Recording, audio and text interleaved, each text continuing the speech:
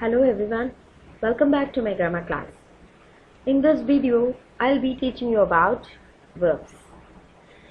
In this slide, I have taken some pictures which tells you about the everyday activities we do. Now let's have a look at these pictures first. Waking up, brushing teeth, praying, eating, studying, playing, reading book, sleeping. These activities refer to some actions. Apart from these activities, what are the everyday actions we do? We take a bath, we dress up ourselves, we walk to the bus stop, we buy something from the market, we switch on the fan, we pack our lunch, we cook, we drink water. These are also some of the activities which we perform every day. These everyday activities can be studied under a single heading called verbs, because verbs is nothing but an action word. You could have studied this rhymes during your kindergarten days. 1, 2, buckle my shoe. 3, 4, shut the door. 5, 6, pick up the sticks. 7, 8, lay them straight. Why we have been studying all these rhymes, and even now we have been teaching this to our younger generation. Why? Because it talks about the actions which we perform. Apart from this single rhyme which I have quoted you, there are many such rhymes which talks about the action words, because the action words are very essential. If we fail to perform any one of these actions, we will be mocked by everyone, and those action words come under the category or come under the single heading called verbs. Verbs can be defined as an action word. It is a word or a phrase indicating an action. An action in the sense it can be either physical or mental action. It can also be an event or any state of being. A verb can be called as the main word in a sentence. You can consider this verb like your father, like how your father is the head of the family. Here the main word, the main word is the head of the sentence. How without our father the family will not function correctly. Similarly, without the verb, a sentence will be incomplete. Verb can be an action like read, write, run, jump, go. Or it can be an event like happen, become, occur. Or it can tell a state of being. State of being means it tells about the condition of the subject, in what condition the noun is. That will be told only by the state verbs like be and is. Here I have given you some examples for the verbs. She teaches us English. The verb teaches shows us a physical action. Kannan guessed it right. Guessed is a mental action. He likes to read novels. Likes is a stative verb. I'll teach that in later of this session. The accident happened last night. Happening is an event. If it is a planned activity, it will not be an accident, it will be a murder or an incident. The accident will always happen only. And he is in poor health. Is refers to his state or his condition. And Miss Reena is a teacher. It also talks about the state of Miss Reena. Then we'll move on to the types of verbs. The verbs can be classified into two broad categories, namely finite verbs and non-finite verbs. Finite verbs can be subcategorized into action verbs, linking verbs, transitive verbs, and auxiliary verbs. The action verbs can further be classified into two, namely transitive verbs and intransitive verbs, and auxiliary verbs can also be classified into two, like primary auxiliaries and modal auxiliaries.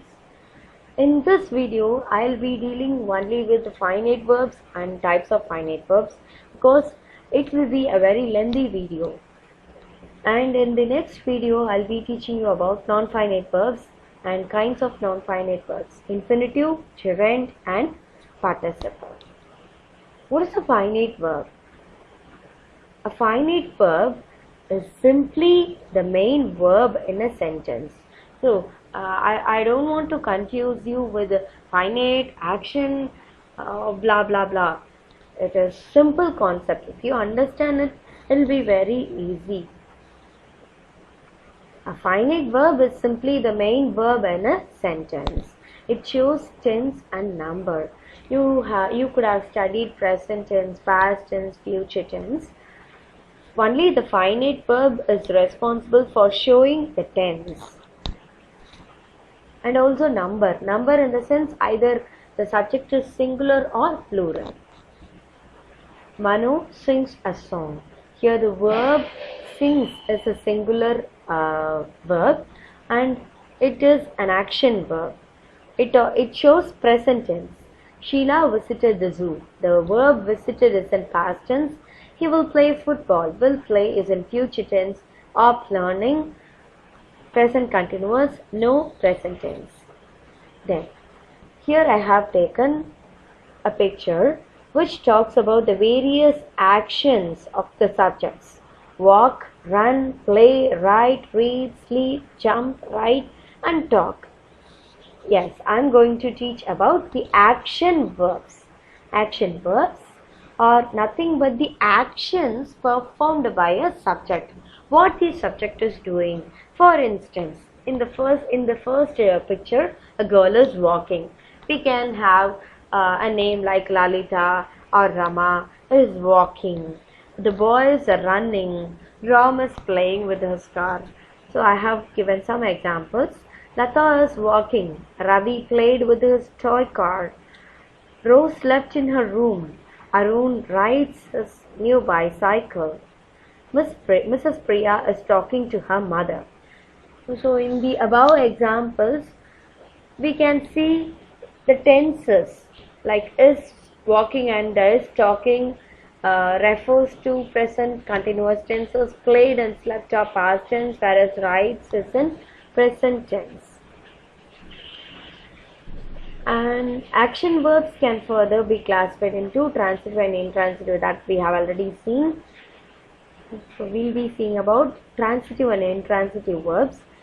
Let me explain this with the help of an example. I have taken the first sentence as an example to describe the transitive verb. Here in this sentence, Manu sings a song.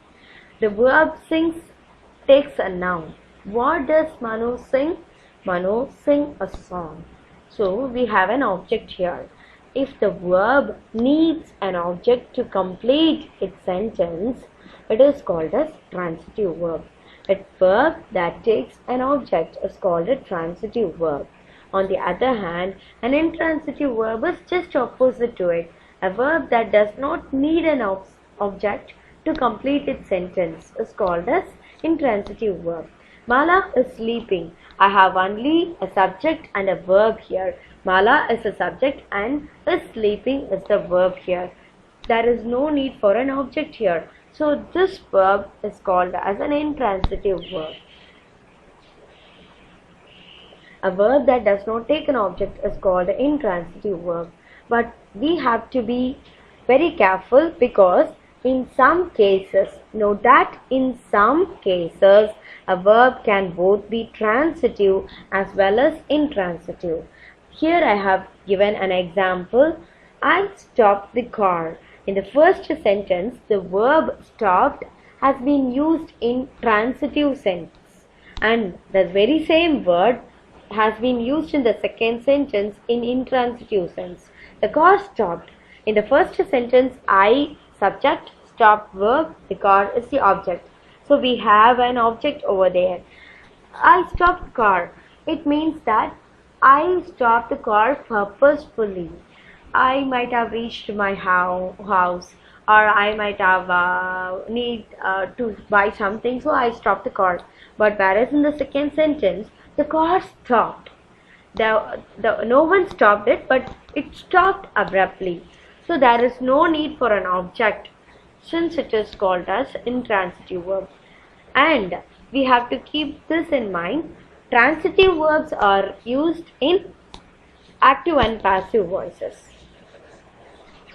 Next, I have given some more examples of transitive and intransitive verbs so that you may have a better understanding of this. My mother took me to the temple. Here the word took takes me as an object.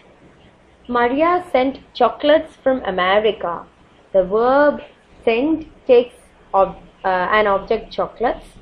Suraj is reading a novel. Again, a novel is taken as an object by its reading. She learns driving. The verb learns takes an object, driving. He plays piano. And English, everyone appreciated Harish. Pilot landed the plane. So these are some of the examples of transitive verbs, and some more examples of intransitive verbs. The baby is sleeping. He sits here. Let's speak. I play. We'll go. The children are running. Harish was prized. The plane was landed. So in the last two sentences, in both the cases like transitive and intransitive verb, I have used the same verbs like appreciated and landed. So everyone appreciated Harish is transitive verb. Harish was appreciated by everyone. Harish was appreciated is intransitive. Pilot landed the plane is transitive. When I say that the plane was landed is intransitive. Now you can understand the difference very clearly, I think. Then we will move on to next one, linking verbs and stative verbs. Linking verbs are simply words that connect the subject with the other part of the sentences. Apart from the linking verbs like is, am, or was, where, we have some other words like appear, feel, grow, taste, smell, sound, etc. I am a teacher. Here in the sentence, the verb am simply connects the subject with the object. It is a complement, so with a complement. And here, my mother is a housewife. The same applies here also. My mother, subject is the verb. It connects my mother and housewife. The food and good words are connected by word smells. Then he looks childish. The dream came true. Then we will move on to stative verbs. Stative verbs, they express the state of something.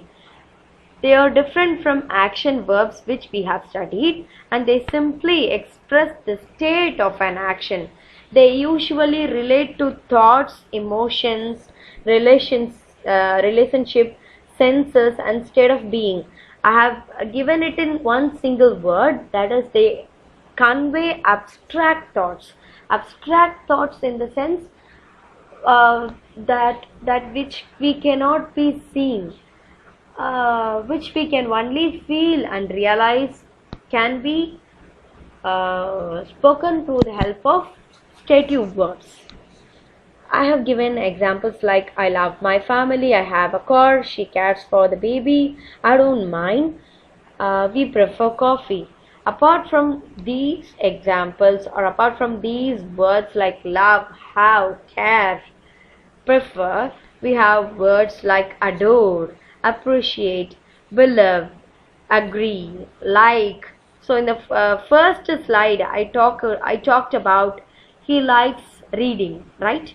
So likes comes under stative verbs. Stative verbs means it can be understood, but it cannot be seen. It can be realized. That's all.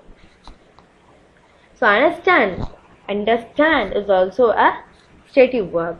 Want, wish, suppose, smell. These are all stative verbs. The difference between linking verbs and stative verbs is that stative verbs expresses something, whereas linking verbs simply connects.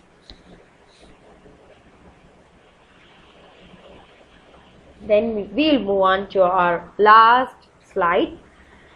Primary auxiliaries and modal auxiliaries. Now let me say what is an auxiliary verb first. An auxiliary verb can also be called as a helping verb because it is used along with the main verbs to frame sentences or to frame some other tenses like present continuous tense, present perfect, past perfect continuous tenses. And also we use this auxiliary verb to create negative sentences and to frame questions. The primary auxiliaries is of three forms: be verbs, do verbs and have verbs. Am, is, are, was and were or be verbs. Do, does, did, done, do verbs. Have, has, had or have verbs. Here I have given some examples. He had completed his homework. I am learning grammar now. She has bought an old car. Do you go to college? Is this your book? Do you like your college? Don't you want to go there? These are some of the examples. Have you had your breakfast? Have you completed your work? I haven't done this. I have not seen the movie. These two sentences are examples for negative sentences. Then we have modal auxiliaries. Modal auxiliaries are helpful in expressing the mood of the speaker. And we have to study modal auxiliaries in a different and separate unit. So I'll be saying only a little thing about modal auxiliaries.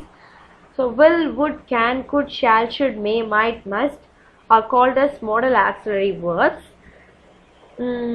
Each word has a separate meaning and they have to be used in a specific sense, like possibility, certainty, for asking permission. Likewise, you have to use each word for each purpose. Examples: I shall go now. He will help me. She will help me. Can you come with me? We must work hard. You should see a doctor. And before reading the last four examples, I'll say you one more thing. The last thing we have to discuss is quasi or semi-modals.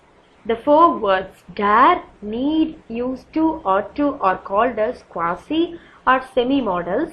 These verbs are called as semi-modals because they have the structure like a modal verb, but they can be used as a verb also. This thing will also be dealt with in detail in modal auxiliaries class. I'll give you the examples for this first. I ought to wash my hands. He used to jog in the morning. You need not shout. He dared not. You might have used dare and need very frequently. How dare you do this? He dared to come into my room. Okay, so these are some of the examples for quasi. Yeah, we are at the end of the session, and I hope you could have understood. Let's have a look into the things which we have studied. We have studied what is a verb, and we have learned that verb is simply an action word, and we can classify verbs into finite and non-finite verbs. In finite verbs, we have action verbs, linking verbs, stative verbs and auxiliary verbs. Hope you have understood, and thank you for watching. Stay connected. Like, comment, share and subscribe. Keep watching my video. If you have any doubt, just text me in the comment section. Thank you once again. I wish you all a good day. Bye bye. Take care.